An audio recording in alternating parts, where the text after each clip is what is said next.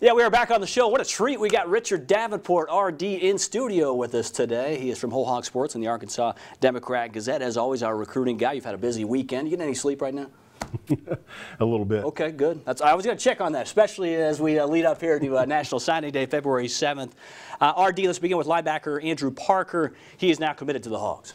Yeah, he's a guy that Coach Chavis found, and he attends a school, I'll be honest with you, I've never even heard of. So a lot of times college coaches will bypass schools like that, especially if they don't have a history of producing D1 athletes, and I think that's the case here. Because if you look at his film, he's very athletic, good size, and he looks like an SEC linebacker. He chose Arkansas obviously because of Arkansas believing in him, but also he felt very comfortable on his visit, and his mom was very, very on board with his decision too. Well, this past weekend we've got offensive lineman Silas Robinson. Obviously, Silas is a guy that signed in the early signing period, so here's a guy who has strong ties to the state of Texas, his dad having played at Texas.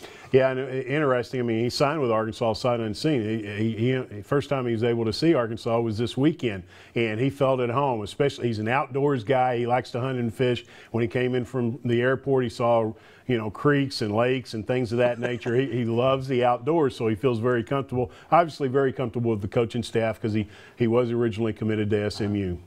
I got to use the old line from Sam Pittman when he was here. He was like, everybody just thinks, you know, we just got a bunch of horses around here. We got a cinema. But, hey, we got some cool stuff here in the natural straight. Let's get to a defensive end now. Cortre Alexander has decided to commit to Arkansas. He is out of Oklahoma. Very good size, very good athletic ability, about 6'4", about 250 pounds.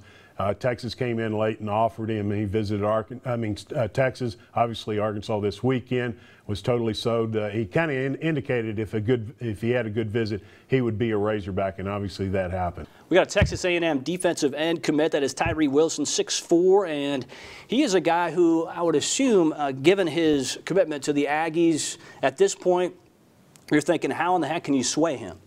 Well, I'll tell you what, I think Arkansas has got a good chance because he says this visit made things a lot more difficult. He's obviously down to Texas A&M, and Arkansas will probably make a decision around signing day, but he was blown away. He felt very at home at Arkansas. A lot of these kids from out of state, we say it all the time, until they get here, they don't fully understand what the University of Arkansas has to offer, and he was able to see that, and he was impressed. Rakeem Boyd, this guy runs a 4.5, and he is a JUCO guy, so could make an immediate impact if they can get him.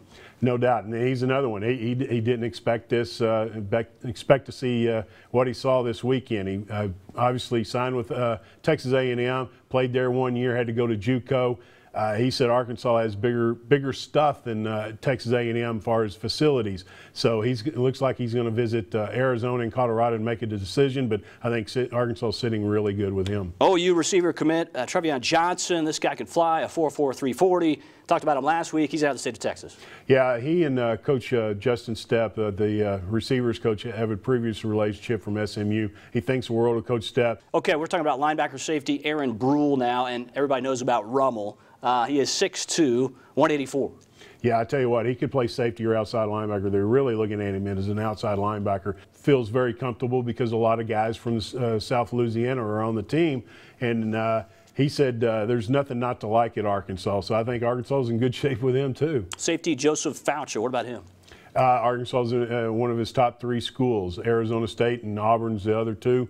And again, he was very pleased with what he saw and experienced and felt very comfortable at Arkansas. So obviously he's the one to keep an eye on in the future. A guy definitely in the headlines is an unofficial visitor. That is safety Miles Mason. Let's close with him. Yeah, he made an official visit to Arkansas in December. There's not too many times you see a guy, especially about 9 hours away, that makes an unofficial visit to Arkansas.